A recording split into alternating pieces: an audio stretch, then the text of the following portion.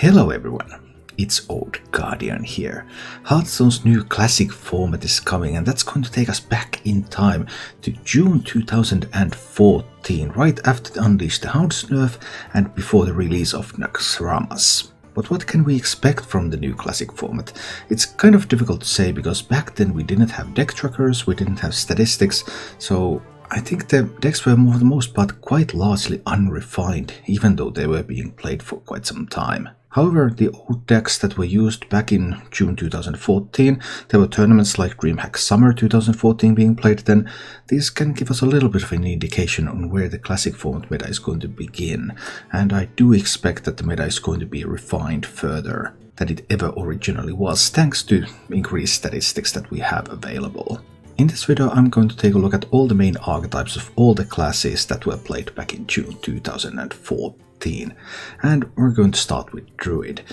Druid, there were a couple of types of Druid. There were these sorts of ramp Druid decks that had Wild Growth in them, and you could iterate that chill with Yeti on the board.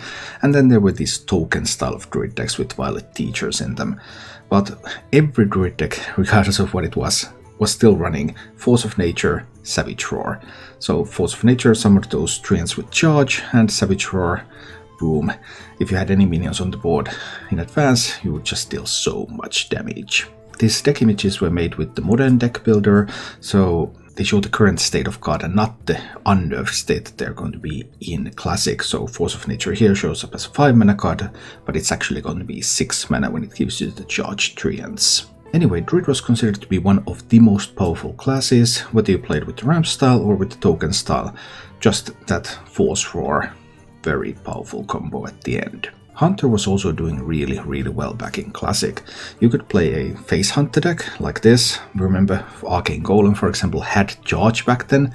Leroy Jenkins just go face a lot. And Starving Buzzard, showing here as 5 mana, is actually going to be a 2 mana card, and you can combine that with Unleash the Hounds for some crazy card draw. In addition to these Face Hunter decks, there were also Midrange Hunter decks around, and well, Midrange Hunter is almost like Face Hunter, but it doesn't run Lepenomes, and then it runs Savannah Highmane as the top end. Really, the Midrange Hunters of old were very aggressive still. And they included Oasis Snapjaw as a 2/7 beast that you could then Houndmaster into a 4/9 taunt, and that is massive. Will be interesting to see the stats on that and whether Oasis Snapjaw is actually a good card. Anyway, Hunter also one of the top tier decks and very aggressive. Mage didn't see that much play back in Classic, although it did give people some of the most traumatic experiences, especially thanks to Freeze Mage.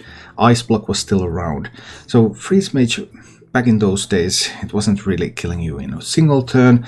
There was often like Alexstrasza, then followed up by Pew Pew into your face. 15 damage is easy to come by with a couple of Fireballs and a Frostbolt.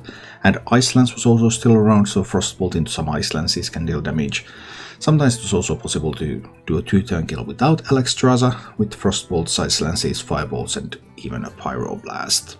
Just a deck that stalled the game, defended, and killed people. But back then Mad Scientist was not yet a thing, so this wasn't quite the heyday of Freeze Mage, even though it was already around. Other Mage decks were not that popular. There were some of these aggressive Mage decks around, built around Manawyrm. Manawyrm of course is going to cost 1 mana in Classic. So you can have Manawyrm, you can have some spells, Manawyrm is going to grow. Maybe you use Archmage Antonidas, get some Fireballs. But that archetype seems very unrefined from a modern perspective. Back in Classic, Paladin was hardly played at all. Kolento was probably the most famous professional player who kept bringing Paladin.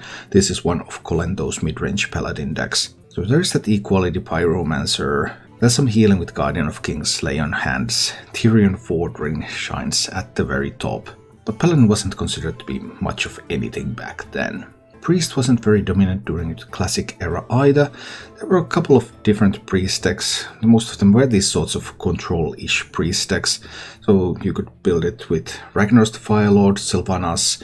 You could maybe build it with Prophet Velen. There's actually an old Zetalot list, this Prophet Velen list. So Velen, Holy Smite, Mind Blast kind of things. Of course, for board clear you had Organized Circle, but with limited card draw, I mean, sure, you have Cleric, you have Powered Shield, but it's still kind of difficult to find a lot of cards.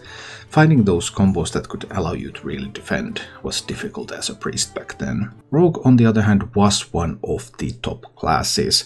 The most played rogue archetype was Miracle Rogue. Gadgets and Auctioneer is the draw engine, you have Leroy Jenkins there, you have Shadow Steps, you have Cold Blood. Of course, you still have Edwin Van Cleave, so all the good rogue elements are there. Some people also played these sorts of aggro or tempo rogues, where you would still have Leroy Jenkins, Cold Blood. You would have some South Sea deck and Sargane Golems just being very aggressive, even though Miracle was the preferred rogue archetype back then.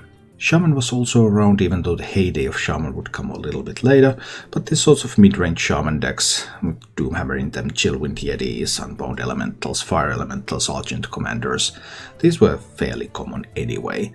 Also, the first versions of Crusher Shaman were invented back in Classic, so you have Earth Elemental that you can give Ancestral Spirit to, and then you can make copies of that with Faceless Manipulator, and that just gives you these huge minions that can just carry you through the game. Warlock was doing very well in Classic. The most popular Warlock deck in tournaments was Handlock. This here is the Handlock deck with Mountain Giants and Molten Giants. Just getting your health down, getting some big giants on the board, giving those giants taunt with Defender of Argus, Sunfear Protector, then having a finisher with Leroy Jenkins, Faceless Manipulator, Power Overwhelming. Just a very strong deck with some immense swing turns and some great burst potential. There were also some more aggressive Warlock decks being played, most famously Zoo decks with Shield Bearers back in the day and Young Priestesses. Zoo was the more popular of the aggressive Warlock decks, although also Warlock Murloc saw some play, but it had kind of diminished by June 2014 already. But you could also build Warlock decks, aggressive Warlock decks, around Murlocs. Finally, Warrior, Wallet Warrior was around. It wasn't terribly common, also because it was so freakishly expensive. So many legendary cards, some of these versions even included Karen as well, so even more expensive. But yeah, back then you used to defend a lot, but you still had a win condition, because you could Alexstrasza the opponent, then you had that Chrome going on, you had Ragnaros the Fire Lord. So even the Control Warrior decks still had clear win conditions and ways to end the game. They were not around waiting for fatigue. Aggro Warrior also saw some play, even though that was much less than the Control Warrior. But I mean, Frothing Berserker is a pretty good card, so Aggro Warrior another option. Overall, I think Classic decks are going to be refined a lot now that we have much more statistics available, but these form some kind of a starting point. Druid, Rogue, Hunter used to be some of the absolute top classes in Classic. Paladin did probably the worst of all classes. And something like Warlock and Warrior were also around and going relatively strong. So expect a lot of refinement to be coming, but if you're interested in trying out the Classic format in Hearthstone, these decks can give you some kind of a starting point on where to go there. Thank you for watching. If you enjoyed the show, please click the like button and subscribe to my channel for more.